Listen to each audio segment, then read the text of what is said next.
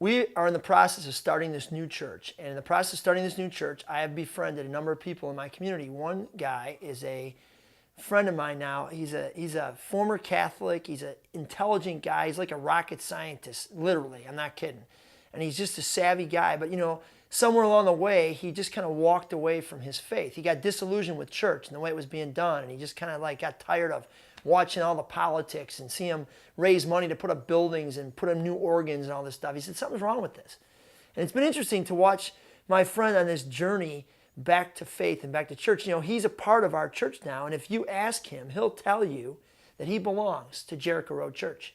What's interesting is if you ask my friend to give you his kind of confession of faith or profession of faith, it probably wouldn't sound real orthodox. It probably wouldn't sound real like dialed in. It wouldn't have all the Christian words perfect. But you know what? My friend belongs to our church. In fact, he would call it his community.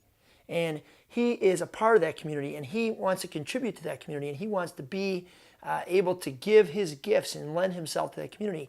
For too long in the church, we've kind of made it this thing where you have to kind of say these certain words and put down your certain beliefs and sign a little form and make a certain confession before you can really belong. Maybe it's time for us to consider that if people actually belonged first, maybe they would actually walk into belief. If they belonged first to a community of people that actually loved them and enfolded them and walked with them on their journey of faith, maybe they'd actually start to believe that this is more than words. Maybe they'd be compelled by the love of a community for them and the way that they get to belong to that community. Wouldn't that be a whole new way to do church?